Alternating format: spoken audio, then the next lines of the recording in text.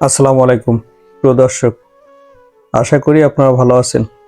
কিন্তু 11তম থেকে 20তম গ্রেডের কর্মচারীরা ভালো নেই, এ কথা নিঃসন্দেহে বলা যায়। চারিদিকে একেবারে শুনশান নীরবতা একটা পরিস্থিতি চলতেছে, চলমান। কারণ এখন কোনো আন্দোলন নেই, কোনো দাবি দেওয়া নেই, কোনো কোনো কিছু নাই। সরকারি কর্মচারী দাবি আদায়ের ঐক্য পরিষদের পক্ষ থেকে নির্বাচনের পরে জানানো হলো যে প্রধান মন্ত্রী জনাব তারেক রহমানের সাথে দেখা করার জন্য চিঠি দিবেন, কিন্তু এখনো তার কোনো প্রকার গতিবিধি পাওয়া যায়নি। মুখ্য সমন্বয়ক ওয়ারেস আলী এই তথ্য জানিয়েছিলেন সংবাদ মাধ্যমকে, কিন্তু এখনো কোনো প্রকার গতি জানা যায়নি।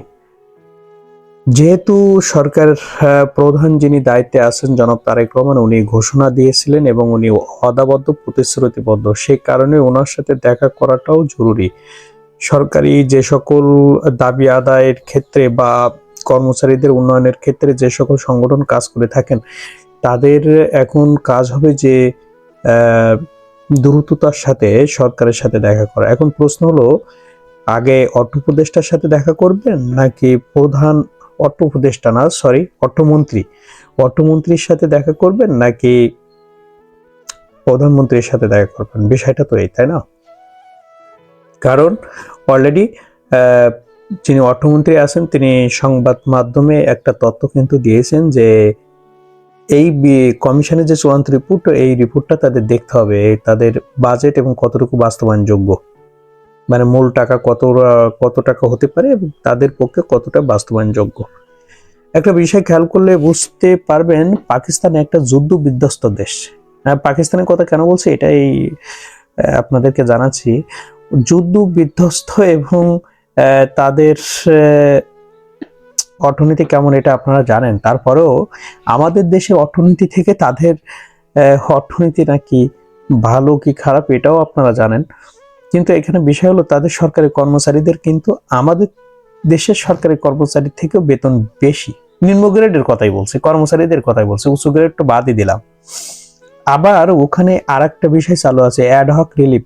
অ্যাডহক রিলিফটা কি জানেন?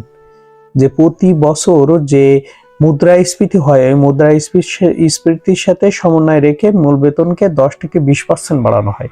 যেমন 2024-25 সালে সেটা কিন্তু করা হয়েছে, 10% বৃদ্ধি করা হয়েছে অ্যাডহক রিলিফ, যেটা বাংলাদেশে কিন্তু চালু নাই। বাংলাদেশে যে ওই বিষয়টা চালু করতে হবে বিষয়টা তেমন না, কিন্তু মুদ্রাস্ফীতির সাথে ব্যালেন্স রেখেই তো সরকারি কর্মচারীদেরকে ব্যবস্থা করতে হবে, তাই না? এখন বিষয় হলো, যাক ওটা ওদের দেশের বিষয়, আমাদের দেশের বিষয় আমাদেরকে ভাবতে হবে।